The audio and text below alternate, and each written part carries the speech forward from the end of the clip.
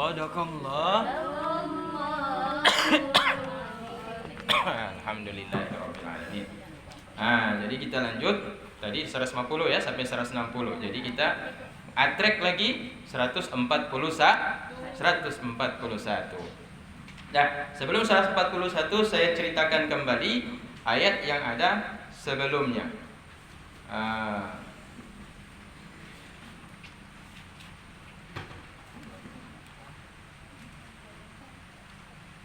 Dari ayat 137 ya. A'udzu billahi minasy syaithanir rajim. Bismillahirrahmanirrahim. Innal ladzina amanu thumma kafaru thumma amanu thumma kafaru thumma izdadu kufra lam yakunillahu liyaghfira lahum wa la liyahdiyahum sabila. Innal ladzina amanu, sesungguhnya orang-orang yang beriman kepada Allah Ta'ala dengan Musa, dan mereka itu adalah kelompok orang Yahudi. Siapa yang beriman kepada Nabi Musa? Ya, kita orang mukmin belum lahir. Orang Nasrani belum lahir. Pada masa Nabi Musa hidup yang ada adalah Bani Israel, yaitu kelompok anak-anak keturunan Isra yang dikenal mereka beragama Yahudi. Nah, mereka orang-orang Yahudi beriman kepada Nabi Musa. Thumma kafaru, kemudian mereka kafir kepada Allah Ta'ala bi ibadatil ajli, dengan menyembah anak sapi. Mereka pertama datang Nabi Musa. Nabi Musa mengajarkan mereka tentang ilmu tauhid, tentang syariatnya agama Nabi Musa. Mereka beriman kepada Allah Ta'ala ketika mereka berada di bawah, yaitu kekuasaan Fir'aun. Mereka jadi budak. Orang Israel adalah budak-budaknya Fir'aun. Jadi yang membangun Mesir itu siapa? Dulu. Sehingga ada piramida. Sehingga ada istana Fir'aun. Sehingga ada patung-patung Fir'aun yang besar-besar. Sehingga ada kota tua Fir'aun. Istananya banyak sekali. Yang membangun siapa? Yang membangun bukan orang Mesir. Yang membangun adalah orang Israel. Kenapa? Karena yang dijadikan sebagai budak adalah orang Israel. Orang Mesir, mereka adalah para penguasa. Jadi Raja Fir'aun itu orang bukan orang Israel. Raja Fir'aun itu orang Egyptian atau orang Mesir.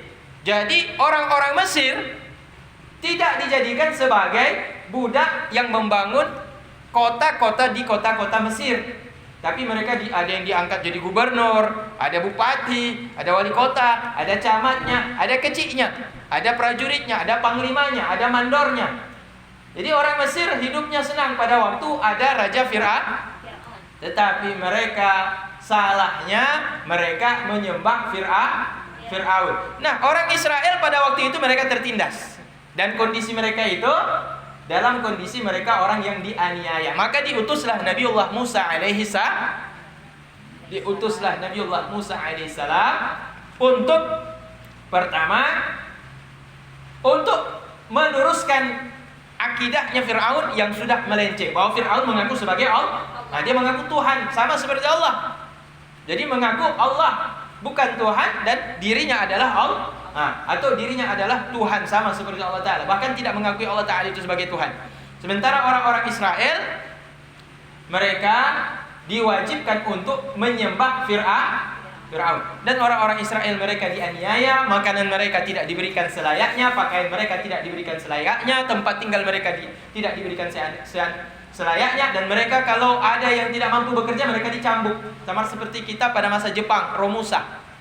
Kita dianiaya, tidak berikan hak-hak kita sebagai buruh. Nah, ini kan berkaitan dengan berkaitan dengan buruh.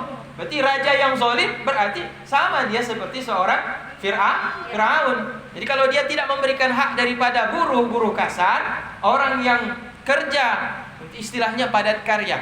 Kalau istilahnya zaman sekarang ini yaitu pekerjaan padat karya. Padat karya artinya ya mereka yang jadi tukang bangunan, mereka yang jadi pabrik, pekerja-pekerja kasar yang ada di pabrik-pabrik, perusahaan-perusahaan besar. Nah, mereka itu juga disebut dengan yaitu buruh. Mereka tidak diberikan haknya oleh Fir'aun, yaitu orang Israel, bukan orang Mesir. Karena orang Mesir kehidupannya itu dilindungi oleh Fir'aun. Kenapa? Karena masih satu suku, masih satu bangsa. Jadi yang dianiaya adalah orang Israel. Jadi maka kemudian karena kecongkakan Fir'aun sudah melampaui batas, tidak saja dia menganiaya orang-orang Israel dalam pekerjaan, tidak diberikan hak-haknya oleh Raja Fir'aun, dia juga sudah sampai kepada tingkatan mengaku sebagai Tuhan. Saya yang menghidupkan, saya yang mematikan, saya yang memberi makan, dan saya yang akan mensejahterakan manusia. Mana buktinya bahwa Firaun bisa mematikan orang? Siapa yang saya ingin matikan, dia akan mati. Siapa yang kasih kesempatan hidup, dia akan hidup. Siapa yang akan saya beri makan, dia akan kenyang. Siapa yang tidak akan saya beri makan, dia akan miskin, mati kelaparan. Berarti saya Tuhan. Nah, ini adalah ungkapan daripada seorang Firaun. Kalau dulu Raja Namrud, kemudian Raja Firaun, kemudian Kaisar Romawi pada masa Nabi Isa, kemudian Abu Jahal dan Abu Lahab pada masa Rasulullah. Cuma Abu Jahal dan Abu Lahab masih dibawa daripada Firaun, karena Abu Jahal dan Abu Lahab meskipun mereka tidak mengakui Rasulullah, tidak mengakui Allah sebagai Tuhan satu-satunya, tetapi Abu Lahab dan Abu Jahal tidak mengaku sebagai itu.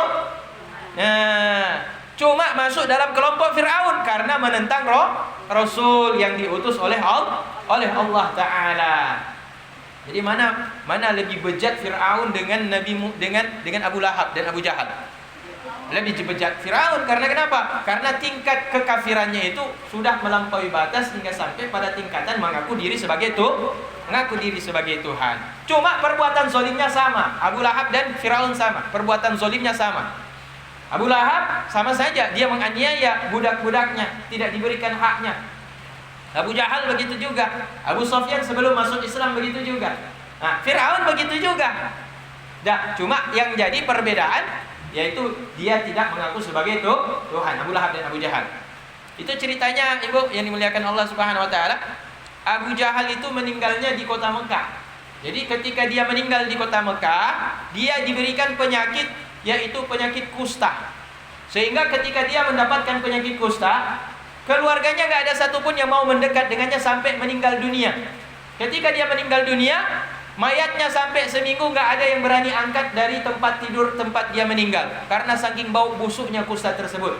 Sehingga kemudian dia didorong dengan kayu atau sesuatu, tidak berani ada yang menjamahnya karena penyakit kusta itu menular. Ditolak tubuhnya itu, dimasukkan ke dalam tanah, kemudian ditimbun. Itu azabnya Abu Jahal. Azabnya Abu Jahal itu. Karena saking durhaka dia kepada Rasulullah, maka akhir hayatnya pun yaitu dihinakan oleh Allah Subhanahu wa taala. Jadi kalau ibu pergi nanti tengok ziarah nanti ke Mekah, ziarahlah ke kuburnya Abu Jahal. Nggak akan dapat ibu, karena nggak ada batu nisan di sana. Tapi kalau kita tanya sama orang-orang Arab asli di situ yang dekat dengan kuburnya, dia tahu, dia akan tunjuk itu kompleksnya itu. Jadi kisahnya itu Abu Lahab meninggal, dia sampai mati dalam keadaan berpenyakit kusta. Jadi matinya tidak dimuliakan oleh Allah Subhanahu wa taala, sampai orang jijik untuk mengangkat jenazahnya. Nauzubillahi min dzalik. Innal ladzina amanu tsumma kafaru, sesungguhnya orang-orang yang beriman kepada Musa, yaitu orang-orang Yahudi. Mereka kan sebenarnya bersyukur kepada Allah. Datang Nabi Musa kemudian mengangkat derajat mereka orang-orang Israel, sehingga yang derajat mereka itu dalam keadaan sebagai budak tawanan atau budak yang dijadikan pekerja-pekerja kasar, nggak diberikan haknya oleh Firaun, diangkat derajatnya oleh Allah Ta'ala melalui Nabi Musa. Kenapa Nabi Musa? Karena Nabi Musa min Bani Israel. Karena Nabi Musa berasal dari suku Bani Israel. Karena Nabi Musa berasal dari suku Bani Israel. Nya Firaun dia salah mengangkat Nabi Musa sebagai anak. Karena pada hari ketika dia mau membunuh Firaun, membunuh semua anak laki-laki yang ada di kota Mesir pada waktu itu, karena mimpinya dia bermimpi bahwa dia akan ditundukkan oleh orang dari Bani Israel. Kemudian dia tanya kepada ahli tafsir mimpi yang ada di istana, maka ahli istana menjelaskan bahwa nanti kelak akan ada anak laki-laki yang lahir di zamanmu ini, Firaun, kelak dia besar, dia akan mengalahkan kekuasaanmu, sehingga kerajaan ini akan hancur binasa. Maka kemudian diperintahkan semuanya untuk membunuh. Prajuritnya diperintahkan untuk melihat di mana rumah-rumah yang ada ibu mengandung, maka anak-anaknya itu diambil dan akan dibunuh langsung.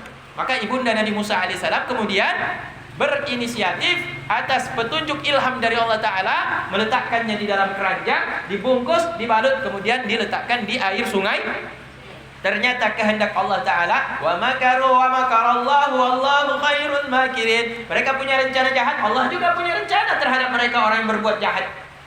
Dan sebaik-baik punya rencana dalam berbuat hal untuk mengalahkan musuh, bukan jahat ya, untuk mengalahkan musuh dalam pandangan musuh berarti lawannya jahat. Dalam pandangan musuh Fir'aun berarti Allah jahat. Tapi dalam pandangan orang mukmin Allah adalah orang yang baik. Jadi dibalas kejahatan mereka dengan balasan yang setimpal. Kemudian air sungai Nil membawa keranjang yang di dalamnya bayi Nabi Musa alaihissalam itu sampai ke tempat yaitu hammam istri Fir'aun, kamar mandi yang di kamar mandinya itu adalah air sungai Nil.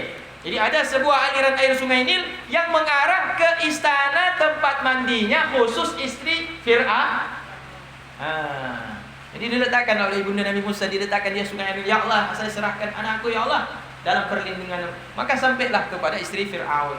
Kemudian istri Fir'aun melihat ada apa sana keranjang itu. Kemudian dayang-dayangnya mengambil dan melihat alangkah indahnya ada seorang anak laki-laki di sini, ada ghulam, ada seorang anak laki-laki di sini. Dan kebetulan dia sangat mencintai anak tersebut atas ilham juga dari Allah. Jadi timbulkan rasa cinta Allah Ta'ala dalam hati ibu istri dari Fir'aun itu, sehingga ketika dilihat langsung jatuh hati dia dengan anak tersebut. Biasanya kan teringat dia, oh Fir'aun sedang bantai-bantai anak-anak, jangan-jangan anak ini ya. Nah, ternyata tidak teringat sama sekali. Yang justru timbul adalah cinta. Kemudian dibawa ke Fir'aun. Fir'aun pun akhirnya tanpa dia mengingat bahwa dia sedang memerintahkan untuk membunuh anak-anak, dia terima apa yang diminta oleh istrinya untuk menjadikan anak yang dia dapat di air sungai Nil tersebut yang hanyut untuk dijadikan sebagai anak. Maka hiduplah musuh Fir'aun ini dalam pendidikan dan dalam naungan daripada ayah angkatnya sendiri, yang kelak anak ini justru akan itu menghancurkan kekuasaan daripada Fir'aun ya, karena kesombongan Fir'aun. Jadi Allah Ta'ala punya rencana, manusia punya rencana, tapi yang berhasil adalah rencana Allah Subhanahu wa Ta'ala. Maka setiap orang punya rencana itu, ibu-ibu, silahkan berencana, silahkan berkeinginan, silahkan punya cita-cita, tetapi jangan lupa serahkan tawakal kepada Allah. Sehingga ketika tidak sesuai dengan rencana, kita tidak akan menjadi orang yang apa, ibu? Frustasi, depresi, hanya stres dan pungo. Karena tidak sesuai dengan rencana. Saya nanti tahun depan harus punya rumah, tahun depan ternyata nggak dapat bikin rumah. Saya punya rencana tahun depan harus punya mobil, ternyata tahun depan nggak punya mobil. Saya tahun depan pokoknya harus selesaikan hutang-hutang saya, ternyata tahun depan hutang-hutang juga nggak lunas. Kemudian rencana-rencana itu kemudian menyebabkan kemudian kita tidak yaitu hidup semangat lagi karena tidak mendapatkan apa yang kita inginkan. Ini yang tidak tawakal kembali kepada Allah. Dan Allah punya rencana, maka kita punya rencana, tapi kembalikan semuanya kembali kepada rencana Allah Ta'ala. Dan innal ladzina amanu tsumma kafaru, sesungguhnya orang-orang yang beriman dengan Musa yaitu orang Yahudi, kemudian mereka kafir dengan menyembah berhala. Ketika mereka selamat daripada lautan yang dibelah 7, mereka sampai di seberang, sampai di negeri di wilayah Sinai. Itu satu kampung yang namanya Sinai. Ketika mereka lewat daripada laut yang dibelah 7 tersebut, lautan hitam, mereka sampailah ke sebuah wilayah namanya Sinai, masih dalam wilayah Mesir.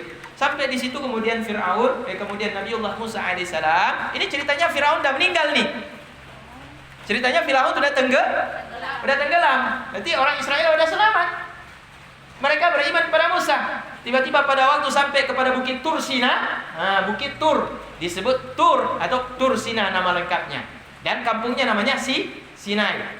Maka kemudian Nabi Musa melihat ada cahaya di atas Bukit Tur Sina, berarti dia dapat petunjuk dari Allah Ta'ala. Allah mengajaknya, mengundangnya untuk naik ke atas untuk menerima maka naiklah dia sampai ke atas. Kami dari jam maghrib sampai subuh manjat gunung tuh. Berapa jam? Dari maghrib, ibu, sampai jam 7. 12 jam sampai di atas itu, ibu.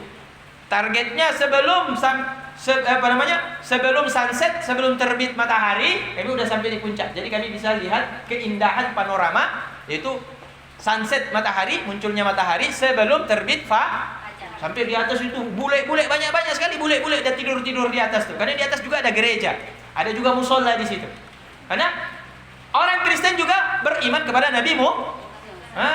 Orang Israel, Yahudi beriman kepada Nabi Musa. Mereka pertama sekali mengakui. Kemudian lahir, yaitu orang pengikut Nabi Isa, Kristen. Kemudian orang Islam percaya juga dengan Nabi Isa, percaya juga dengan Nabi Musa. Maka kalau sampai di atas jangan terkejut, ibu lihat ada gereja. Ada. Ya, kalau ibu sampai di atas jangan terkejut kalau di atas itu ada musola juga. Karena tiga agama ini, Yahudi, Israel, Kristen, Israel juga, dan umat muslim bangsa Arab dan seluruh bangsa-bangsa yang ada di dunia semua percaya kepada Nabi Musa alaihissalam. Itu sampai di atas, sampailah kepada puncak gunung yang dihancurkan oleh Allah Ta'ala karena Nabi Musa ingin melihat Allah Ta'ala. Kemudian Allah Ta'ala perintahkan, lihat gunung itu, kalau seandainya dihancur engkau tidak akan sanggup melihatku. Ternyata ketika Nabi Musa melihat gunung tersebut, Allah Ta'ala menampakkan zatnya kepada gunung tersebut, menampakkan bukan zatnya saja, belum sampai kepada derajatnya, baru nur zatnya, kata sebagian para ulama, hancur berkeping-keping gunung tersebut yang kokoh dan tinggi menjulang itu tidak mampu untuk melihat, yaitu kekuasaan daripada zatnya Allah Subhanahu wa Ta'ala. Maka yang tidak diizinkan melihat Allah tidak akan mampu melihat Allah Ta'ala, kecuali Nabi kita Muhammad Sallallahu Alaihi Wasallam yang telah diberikan karunia yang terbesar yang tidak diperoleh manusia semulia apapun, yaitu melihat zat Allah ketika berada di Sidratul Muntaha, ketika Isra Mi'raj. Jadi ini kelebihan Nabi Muhammad Sallallahu Alaihi Wasallam dibandingkan Nabi Musa Alaihissalam. Tapi Nabi Musa diberikan karunia yang tidak dimiliki oleh nabi-nabi yang lain, yaitu mampu diberikan kekuatan untuk berbincang-bincang dengan Allah Ta'ala. Tapi Allah Ta'ala tidak punya suara, Allah Ta'ala tidak punya bahasa, Allah Ta'ala bicaranya tidak bertempat di mana posisinya, tidak terlihat. Tapi Nabi Musa mendengar kalam Allah Ta'ala, la sautun wala harfun, tidak punya suara dan tidak punya huruf tersebut. Tapi Nabi Musa mengerti Allah Ta'ala berbincang-bincang dengannya. Wa kallamallahu Musa taklima, dan Allah berbincang-bincang dengan Musa dengan sungguh-sungguh berbincang. Jadi Nabi yang dapat kesempatan berbicara dengan Allah Ta'ala langsung, mendengar langsung kalamnya Allah Ta'ala yang tiada huruf dan tiada suara, hanya satu, ialah Nabi Musa alaihissalam. Tapi itu kemudian didapatkan juga oleh Nabi kita Muhammad Sallallahu Alaihi Wasallam. Karena Nabi Muhammad bukan saja suaranya, yaitu melihat langsung Allah Ta'ala, diberikan juga kesempatan oleh Allah, bentuk karunia Allah kepada Nabi kita Sayyidul Anbiya sebagai pemimpin daripada semua para nabi. Jadi ketika Nabi Musa di atas bukit 40 hari 40 malam menerima wahyu, ternyata di bawahnya Musa Samiri.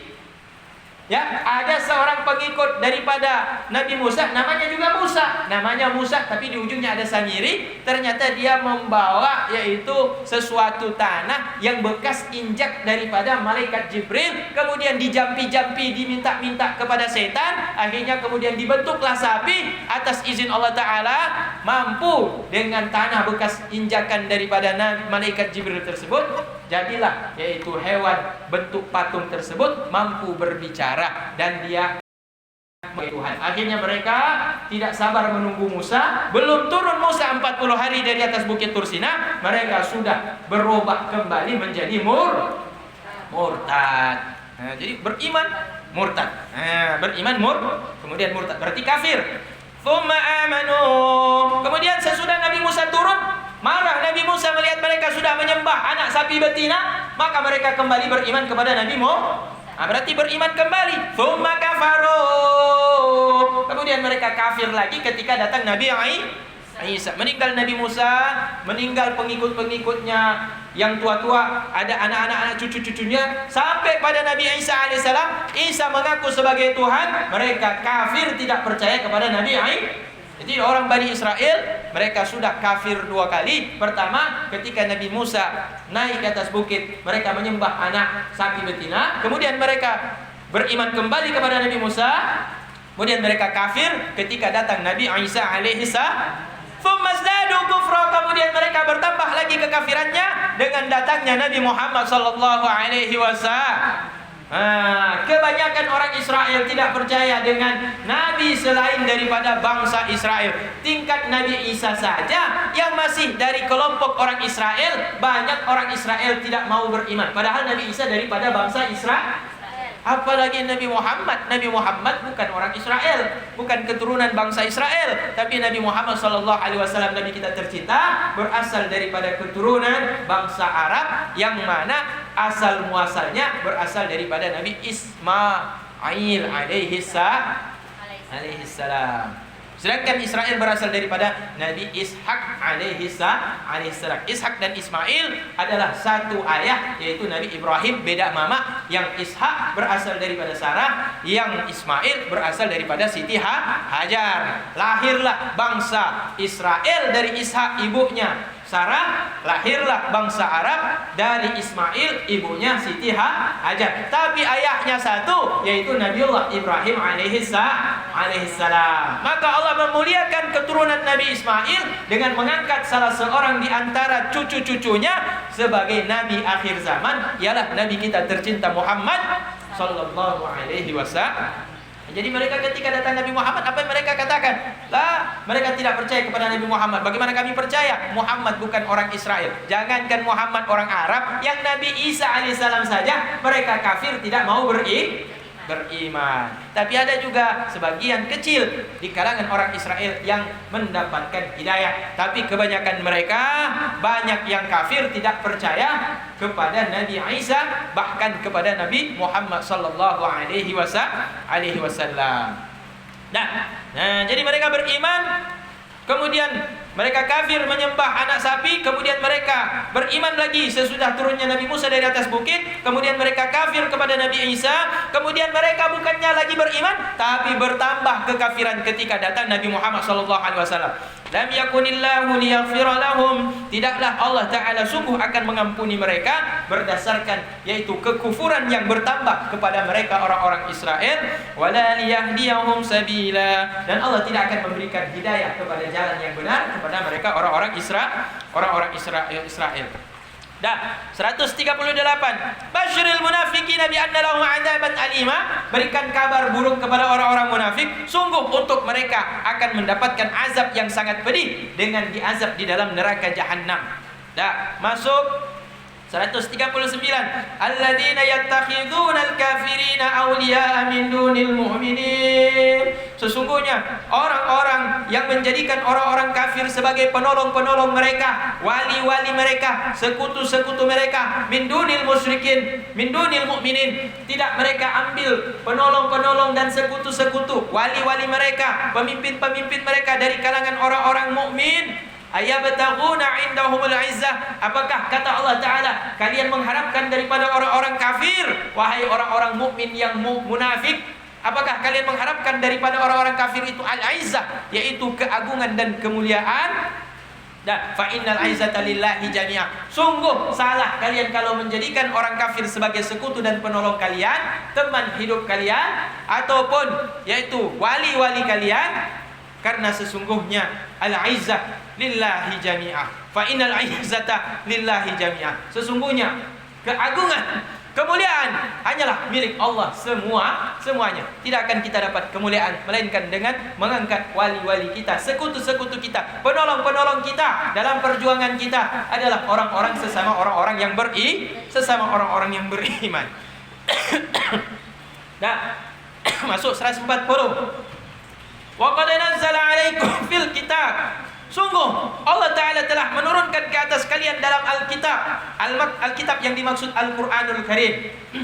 Dalam surat Al-An'am, an idza sami'tum ayatillah, bahwa kalau kalian mendengar ayat-ayat Allah Ta'ala,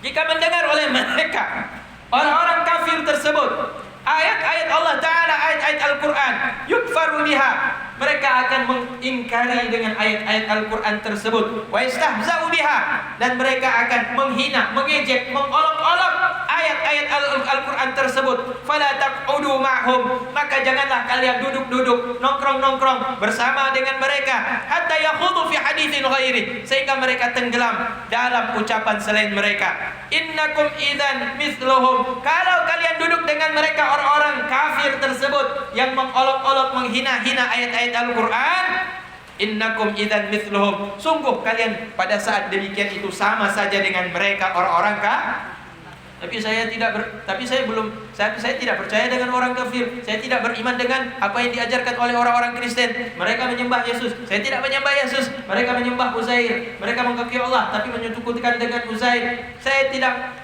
mengakui apa yang diyakini oleh orang-orang Yahudi, tapi saya suka duduk-duduk dengan mereka. Saya suka nongkrong dengan mereka. Dengan mengharapkan duduk dengan mereka tersebut, saya mendapatkan kemuliaan dari mereka. Fa innal izzata lillahi jami'an. Sungguh kemuliaan itu milik Allah, bukan dari mereka. Jadi kalau saya duduk dengan orang Cina nggak boleh berarti. Di sini di Al-Qur'an dikatakan di sini, fala taqudu ma'hum. Jangan duduk dengan orang-orang kafir. Kafir yang bagaimana? Kafir yang mengolok-olok ayat-ayat Al-Qur'an. Tapi kalau seandainya mereka menghargai, menghormati kita, maka boleh duduk dengan mereka. Tapi jangan mengharapkan kemuliaan sebab kita duduk bergaul dengan orang-orang kafir. Jangan mengharapkan kemuliaan dari mereka. Kemuliaan hanyalah semata milik Allah. Bukan kemuliaan itu bersumber daripada orang-orang kafir. Bukan bersumber dari orang-orang kafir. Jadi ibu-ibu nanti kalau seandainya duduk dengan orang Cina Belampidi atau duduk dengan orang Kristen dari Medan, jangan ibu merasa lebih mulia daripada duduk dengan orang mukmin yang miskin. Ada ibu pikir, kalau saya duduk dengan orang-orang Aceh, orang-orang kampung, mereka beriman tapi miskin, fakir, nanti dipandang orang kita ini orang susah. Tapi kalau kita duduk dengan toke-toke emas, toke-toke walet, toke-toke yang punya harta yang banyak, yang ada di Belampidi ini, nampak pergaulan dengan orang-orang kaya, nampak akan kita dimuliakan. Nampak kita akan dianggap orang yang punya wibawa yang tinggi. Kita mengharapkan kemuliaan dengan duduk dengan mereka. Padahal Allah Ta'ala mengatakan kemuliaan fa innal izzata lillah. Silakan duduk dengan mereka ibu, tapi jangan mengharapkan kemuliaan dari mereka. Silakan duduk dengan mereka, tapi dengar apakah mereka menghina ayat-ayat Al-Quran. Kalau mereka menghina Al-Quran, fala taqudu ma'hum. Jangan duduk dengan mereka. Fa innakum idzam mithluhum. Sungguh kalian kalau duduk dengan mereka yang menghina Al-Quran, menghina ayat-ayat Allah Ta'ala, sungguh kalian sama saja dengan mereka. Enggak ada bedanya. Enggak ada bedanya. Tapi kalau mereka baik dengan kita baik juga dengan mereka. Nah, itu yang diajarkan dalam Al-Quran. Innallaha jami'ul munafiqina wal kafirina fi jahannam jami'a. Sesungguhnya Allah akan menghimpun orang munafik dan kafir dalam neraka jahanam. Semuanya akan dikumpulkan dalam neraka jahanam. 140. Masuk pada ayat 141. Alladzina yatarabbasuna bikum fa in kana lakum fathun minallahi qalu alam nakum ma'ahu wa in kana lil kafirina nasibun qalu alam nastahwith 'alaikum wa namna'akum minal mu'minina fallahu yahkumu bainakum yawmal qiyamah wa la yaj'alullahu lil kafirina 'alal mu'minina sabila. 141. Perhatikan ayat 141. Alladzina yatarabbasuna, orang-orang yang mereka menanti dengan kalian. Fa in kana lakum fatuhun. Siapa di sini orang munafik? Dia mengaku orang mukmin, mengaku orang Islam, tapi posisinya pada posisi dilema. Posisinya antara dukung orang mukmin atau dukung orang kafir. Berada di tengah-tengah, mengambil keuntungan. Andai kata kita lihat orang kafir ini membawa keuntungan, kita enggak gabung dengan orang mukmin, tapi kita gabung dengan kelompok orang kafir. Tapi kalau kita lihat orang mukmin mungkin mendapatkan keuntungan yang lebih, kita enggak gabung dengan orang kafir, tapi kita gabung dengan orang mukmin. Jadi orang mukmin yang lahiriah mengaku mukmin, tapi pada batinnya mereka tidak beriman secara ikhlas kepada Allah Ta'ala. Mereka hanya duduk di tengah-tengah saja, enggak masuk kelompok orang mukmin, tidak masuk kelompok orang kafir, tapi melihat di mana ada keuntungan, di situ dia akan gabung. Ini ciri-ciri orang munafik. Cuma mengambil keuntungan. Di mana ada keuntungan, di situ dia masuk. Ini bahaya. Ini namanya bunglon. Ini namanya bunglon ibu. Ya, contoh kita ceritakan kalau bunglon ini banyaknya di partai ibu. Kalau partai berkuasa itu Demokrat, dia jadi Demokrat. Kalau presidennya yang jadi presiden itu orang Golkar, dia jadi Golkar. Kalau presidennya itu orang P3, dia jadi P3. Kalau sekarang presidennya orang PDI, dia juga jadi PDI. Ini yang di sini dimaksud di sini orang munafik nih. Masuk dalam kelompok orang munafik, nggak punya prinsip di dalam hidup. Tiup angin ke sana, dia ikut ke sana. Tiup angin ke sana, dia ikut ke sana. Jadi orang yang tidak punya prinsip seperti ini, inilah yang ditegur oleh Al-Quran dalam surat An-Nisa ayat 141 juz 5 ini yang kita baca. Jadi ibu-ibu harus punya prinsip di dalam hidup. Ya, jangan terombang-ambing dalam kehidupan tanpa ada pegangan kita sudah jelas. Al-Qur'anul Karim. Fa in kana lakum fathun. Kalau ada bagi kalian yaitu pembebasan. Fatah di sini artinya kemenangan. Pembebasan di sini artinya kemenangan. Kalau kalian orang mukmin menang, min Allah, mendapatkan kemenangan dari Allah Ta'ala. Kalau mereka orang munafik, orang mukmin yang mengaku ini mukmin tapi hatinya munafik, mengatakan, alam nakum ma'akum, bukankah kami juga membantu kalian? Mereka katakan, kan kami ya bantu kalian kan, sehingga kalian menang dalam perang misalkan. Mereka katakan, kami dengan kalian, karena itulah kami termasuk kelompok kalian. Kalau tanpa kami, kalian tidak akan menang. Dah. Wa in kana lil kafirina nasib. Kalau orang kafir mendapatkan kemenangan, mereka juga akan mengatakan, kalau mereka berkata kepada orang kafir, alam nastahwiz alaikum, tidakkah kami membantu kalian juga? Tidakkah kami juga melindungi kalian juga? Tidakkah kami menolong kalian juga, mensupport kalian juga, wahai orang-orang kafir? Jadi kalau orang mukmin kalah, mereka melihat orang kafir menang, mereka akan datang menolong, membantu, mengaku bahwa mereka adalah penolong orang kafir supaya mendapatkan keuntungan di balik kemenangan orang-orang kafir. Wa namna'akum minal mu'minin, kami juga menghalangi kalian daripada orang mukmin. Artinya kalau orang mukmin ingin menyerang, kami kan sudah hambat mereka. Kami sudah kasih informasi kepada kalian orang-orang kafir sehingga orang mukmin tidak akan mampu untuk mengalahkan kalian. Jadi kami juga membantu untuk mencegah orang kafir mengalahkan kalian, wahai orang-orang kafir, kata orang mukmin yang munafik tersebut. Fallahu yahkumu bainakum yaumal qiyamah, maka Allah yang akan menghakimi kalian kelak pada hari kiamat. Wa la yaj'alallahu lil kafirina 'alal mu'minina sabila, Allah tidak sekali-kali akan menjadikan bagi orang kafir ke atas orang-orang mukmin jalan untuk menguasai orang mukmin. Ibu, alhamdulillah hingga detik ini orang kafir tidak pernah bisa menaklukkan orang-orang mukmin. Meskipun mereka menaklukkan wilayah-wilayah negara-negara orang mukmin, tapi orang-orang mukmin tidak akan pernah tunduk dan patuh kepada akidah ataupun keimanan orang-orang kafir. Meskipun di wilayah yang mereka kuasai, contoh Palestina, meskipun dikuasai Israel, didukung oleh orang-orang Amerika, tapi hingga detik ini orang-orang Palestina tidak pernah tunduk kepada mereka orang-orang Israel Yahudi yang telah menjajah yaitu negeri Palestina. Mereka tetap yaitu berjuang meskipun darah, nyawa dan harta serta tanah mereka harus yaitu dirampok oleh para penjajah tersebut. Jadi orang-orang mukmin di sini tidak dijadikan oleh Allah Ta'ala yaitu tunduk kepada orang-orang kafir, dan orang kafir tidak akan mendapatkan jalan untuk menundukkan orang-orang mukmin. Mungkin secara politik, mungkin secara hukum hukum internasional, yaitu bangsa Yahudi saat ini mereka berkuasa, yang memegang kendali terhadap Masjidil Aqsa. Mereka yang mengatur peraturan-peraturan untuk masuk ke Masjidil Aqsa. Orang sholat Masjidil Aqsa itu mereka yang atur. Yang tua-tua di atas 60 yang boleh masuk, yang di bawah 60 tidak boleh masuk sholat ke dalam Masjidil Aqsa. Meskipun demikian, tapi orang-orang yaitu Palestina hingga detik ini mereka tetap itu tidak mau tunduk dengan orang kafir. Itu orang-orang Yahudi dan Nasrani. Jadi Allah tidak akan menjadikan orang kafir itu jalan untuk masuk menguasai orang-orang mukmin, kecuali orang mukmin itu sendiri memberikan jalan, dan mereka yang memberikan jalan kepada orang mukmin untuk menguasai mereka. Mereka orang mukmin yang memberikan jalan orang kafir untuk menguasai mereka, itulah yang masuk dalam kelompok orang munafik. Innal munafiqina yukhadi'un Allah. Sesungguhnya orang-orang munafik mereka telah menipu Allah Ta'ala. Wa huwa khadi'uhum. Mereka menyangka Allah Ta'ala mereka tipu, padahal Allah Ta'ala sedang menipu mereka. Allah Ta'ala yang menipu mereka. Wa idza qamu ila shalah, kalau mereka berdiri untuk mengerjakan salat bersama orang-orang mukmin, berarti siapa di sini? Orang mukmin munafik.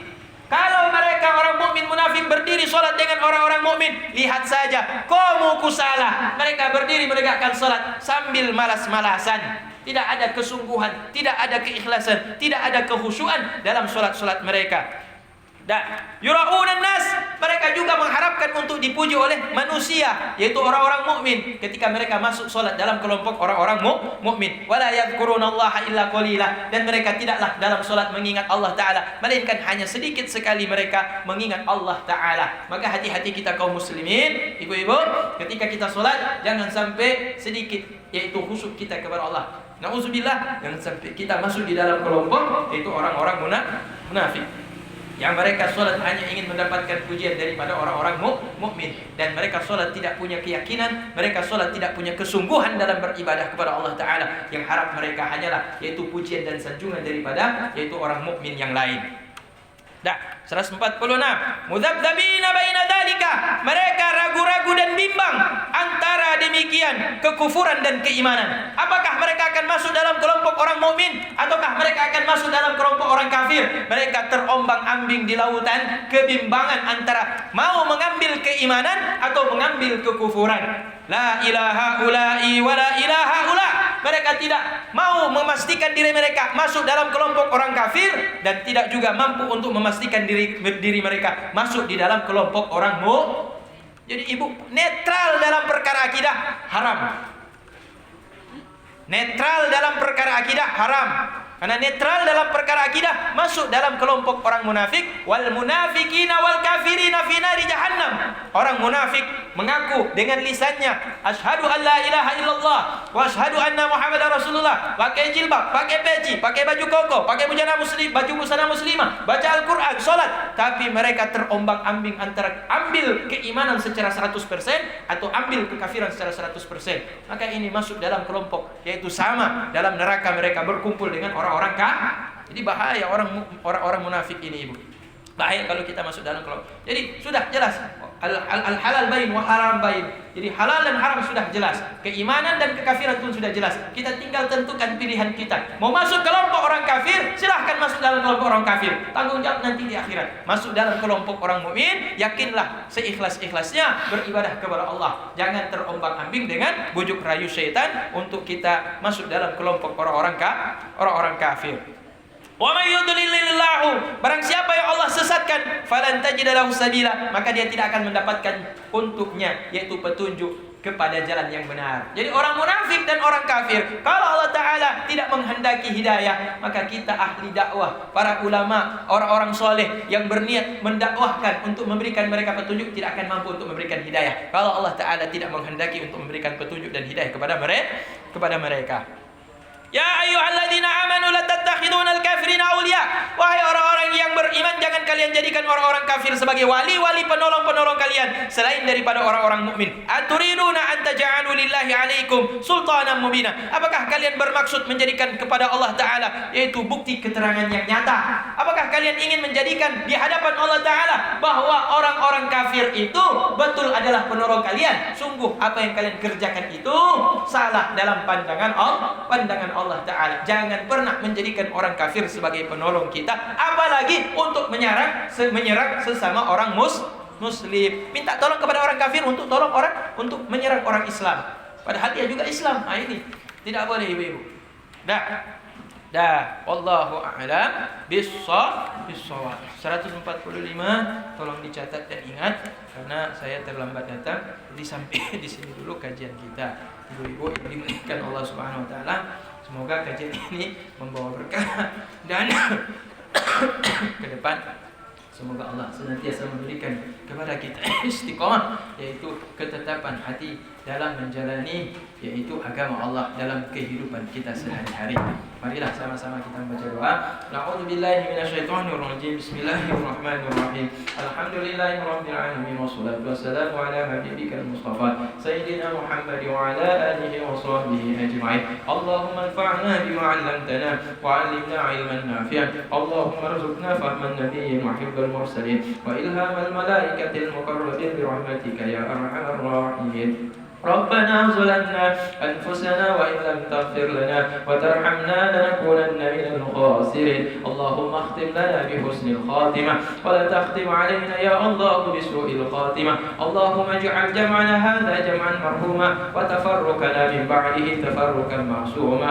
ربنا آتنا في الدنيا حسنة وفي الآخرة حسنة وقنا عذاب النار. وصلى الله على حبيبك المصطفى سيدنا ومولانا محمد وعلى آله وصحبه وسلم. سبحان ربك رب العزة عما يصفون والسلام على المرسلين والحمد لله رب العالمين. صلوات الله.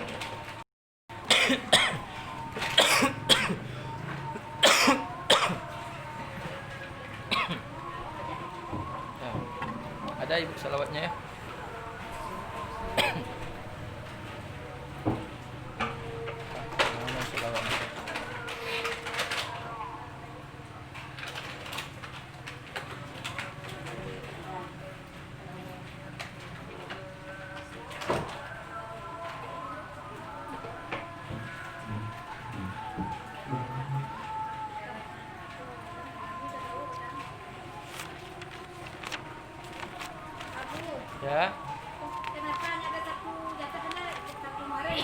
Ya. Sakit masih Ibu. Iya. Iya, minta maaf Ibu. Sakit saya. Alhamdulillah hari ini udah lumayan ya. Paksa kemarin tuh terakhir itu sakit parah sebenarnya, saya ngajar terakhir Jumat tuh. Tapi saya paksa juga datang. Ternyata malamnya tambah demam. Saya paksa juga akhirnya ya sampai 15 hari. Betul juga ya, mungkin kena apa ya, virus corona saya 15 hari. Tapi masih hidup ya, masih hidup. A'udzubillahi minasyaitonirrajim. Bismillahirrahmanirrahim. Bagaimana iraman udah lupa nih. Tala'al badru 'alaina min thaniyatil wada'i wajaba syukru 'alaina mada'a lillahi da'i ayyuhal mab'utsu fina jita bil amril muta' anta khawfuna jami'an ya mujammal atiba' kul syafi'an ya habibi yawma hashri wa ijtima' rabbana salli ala man halla fi khairil biqa'i fasbiri sitra alayna wakfina syarran niza' wa akhifna fil balaya ya mughithan kulla da'i wa salatullah dawama linnadi syamsil biqa'i wa kadha ahlin wa sahbi mas'a lillahi sa'i tala'al badru alayna min thaniyatil wada'i wajaba syukru alayna mada'a lillahi da'i sallallahu ala Muhammad sallallahu alaihi wasallam sallallahu ala Muhammad sallallahu